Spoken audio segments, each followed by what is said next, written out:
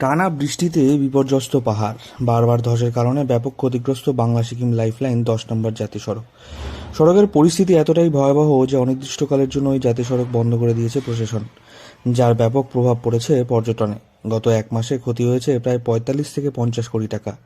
চিন্তায় পর্যটন ব্যবসায়ীরা।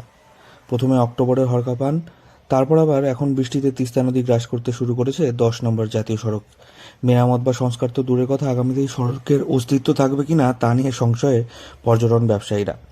জুন মাসের শুরু থেকেই দফায় দফায় ধসের কারণে সাংঘাতিক পরিস্থিতি 10 নম্বর জাতীয়করণে, সেই কারণেই বন্ধ রাখা হয়েছে এই লাইফলাইন।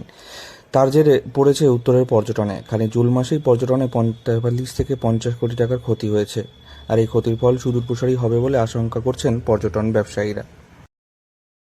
করছিল পূর্ব সিকিমের হয়তো অল্টারনেটিভ ঘুরে যাওয়ার একটা রাস্তা আছে, কিন্তু পশ্চিম সিকিম দক্ষিণ সিকিম যাওয়ার তো রাস্তাই নেই।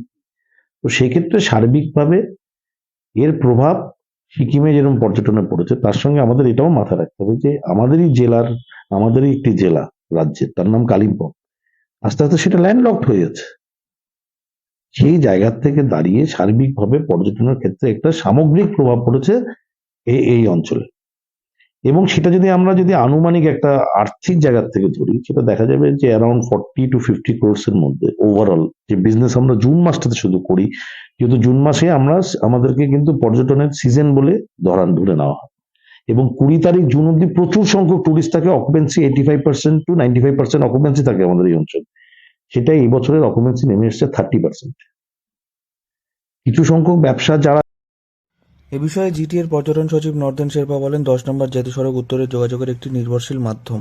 পর্যটকরা শুধু সিকিম ঘুরতে যান না, সঙ্গে দার্জিলিং এবং কালিম্পংয়েও যান, যে কারণে সিকিমের যাতায়াত বন্ধ হওয়ায় দার্জিলিং এবং কালিম্পংয়ের ক্ষেত্রে বুকিং বাতিল হয়েছে এবং হচ্ছে।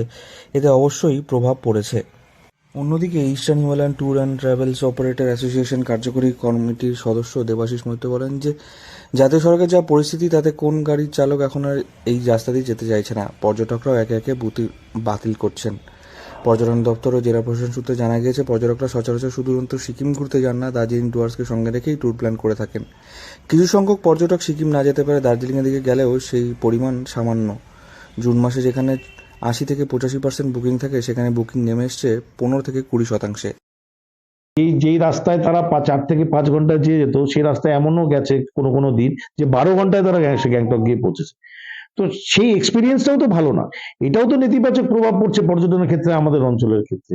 তো যেই জায়গা রেভিনিউ দিচ্ছে পর্যটনকে নিয়ে, কতটা রেভিনিউ দিচ্ছে সেটা কেন্দ্র শ্বেতপত্র প্রকাশ করুক না, যে সিকিম এবং আমাদের হিমালয়ান এবং ডুয়ার্স বেল্টে যারা পর্যটন থেকে কেন্দ্র সরকার কত পার্সেন্ট জিএসটি রেভিনিউ নিয়ে যাচ্ছে, এবং এই যে জুন মাসে ক্ষয়ক্ষতি হলো তার জন্য কত কোটি টাকা রেভিনিউ লস হয়েছে কেন্দ্র সরকারের শুধু জিএসটি বাবদ।